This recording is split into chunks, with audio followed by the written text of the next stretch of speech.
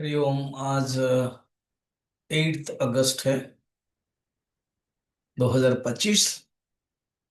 विभूति योग चल रहा है। भगवान ने कहा कि मैं लोक महेश्वर हूँ, मैं आदि हूँ, मुझसे ही सब उत्पन्न हुए हैं। विभूति का अर्थ है भगवान के अलग अलग रूप, और भगवान से जो उत्पन्न हुए हैं वो भी। अभी 4 और 5 श्लोक में, आज हम 4 ही देखेंगे, कल 5 देखेंगे। 4 और 5 श्लोक में दिनों मिला करके 20 गुण बताते हैं, 20 वैल्यूज बताते हैं। वो भी सब भगवान से उत्पन्न हुए हैं। ठीक।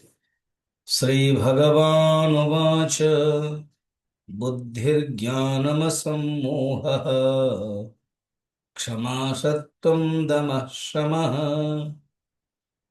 सुखं दुःखं भवो भावः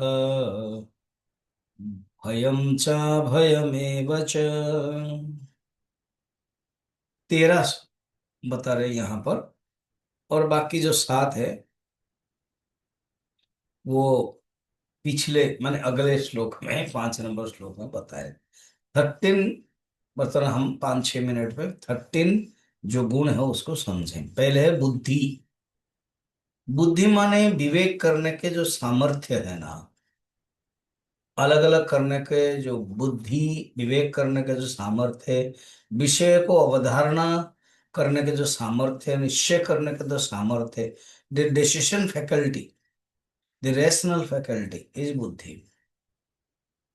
ऐसे बुद्धि जिसके पास है उसको बोलते हैं बुद्धिमान। और ज्ञान क्या है ना? अनात्मा आत्मा का अबो माने जानना, आत्मा का अवबोध करना, आत्मा और अनात्मा का तत्व को जान लेना। आत्मा के बारे में माने अनात्मा के बारे में सोचेगा तो परिहार करेगा, परिहार। और आत्मा के बारे में जानेगा तो चोद्यम ग्रहण करेगा। ये है ज्ञान। और ये ज्ञान जिसके पास है उसको ज्ञानी कहते हैं। 2 हो गया। तीसरा है असम्मोह। और मोह माने विषय के प्रति प्रवृत्त होना, विषय से ही प्रवृत्त होना। जिसमें जिसमें नहीं है उसमें सोच लेना उसको। जिसके पास मोह नहीं है, अर्थात विवेक तुरंत आ जाता है। जो मोहित व्यक्ति है ना, वो विवेक नहीं कर पाता है, कर्तव्य बोध नहीं है, विचार बोध नहीं है। तो उनका प्रत्युत्पन्न मति, ये बड़ा संस्कृत का शब्द है। प्रत्युत्पन्न मति माने प्रेजेंस ऑफ माइंड हो करके वो मोह से दूर और विवेक पूर्ण भी है और कर्तव्य पूर्ण भी है, उसको कहते हैं असम्मोह। फिर क्षमा। अगर किसी ने आपको गलती की है, निंदा की है, उसको दंड देते हैं, मगर दंड न दे करके चित्त में कोई भी विकार न आया, अप्रतिकार पूर्वक, वो है क्षमा। सत्य।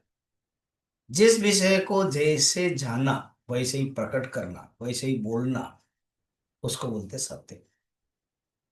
अनुभव कुछ करते हैं और बोलते कुछ है तो वो झूठ हो जाता है। सत्य। दमः। दमः का अर्थ है इंद्रिय निग्रह। शमः मनो निग्रह, मन का निग्रह, मन का कंट्रोल। सुखम। मन में जब अनुकूल परिस्थिति होती है, अनुकूल वेदनीयम सुखम। वेदनीयम यहाँ ग्रहणीय, अनुभवनीय। अनुकूल परिस्थिति के जब अनुभव होता है, जब अवधारणा होती है, उसको बोलते हैं सुख। और प्रतिकूल, अब आप बैगन आपको पसंद है तो बैगन, किसी ने चोखा या कुछ अलग दिया, मीठा आपको पसंद है तो चोखा दिया, मैंने मीठा दिया तो आपको अच्छा लगा। अब बैगन पसंद नहीं आपको दे दिया तो खराब लगा, दुख हो गया। तो सुखम, कोई अनुकूल परिस्थिति, जो चाहते वो मिल गया और जो नहीं चाहते वो नहीं मिला तो दुख है। भव एवं अभव। आहा। भव का भव का अर्थ यहाँ उत्पन्न, भव।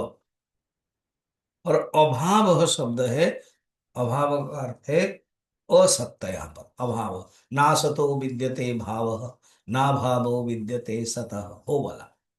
जो सत है उसका अभाव नहीं होता है, और जो असत है उसका भाव नहीं होता है। तो सत और असत, भाव और अभाव। हालांकि भव शब्द है उत्पत्ति, उद्भव, ठीक है। एंड ये हो गया। और सिर्फ आज के लिए दो है क्या? भयम च अभयम। भय माने त्रास, किसी को एक परिस्थिति, भविष्य में परिस्थिति आएगी ये सोच करके जो मन में एक संचार होता है, उसको बोलते हैं भय। या सामने परिस्थिति को देख करके जब मन में प्रतिक्रिया होती है, उसको कहते हैं भय। अभयम, कोई भी परिस्थिति है, मन प्रतिक्रिया नहीं करता, मन विचलित नहीं होता है, मन स्थिर रहता है, उसको कहते हैं अभयम। तो बड़ा सुंदर में एक एक करके समझाया। फिर हम ये सब चीजें इसीलिए बताया भगवान ने कि मैं लोक महेश्वर हूँ, इसी मुझसे ही सब उत्पन्न हुआ है। आगे के और भी जुड़ेगा ये हम देखेंगे, कल देखेंगे।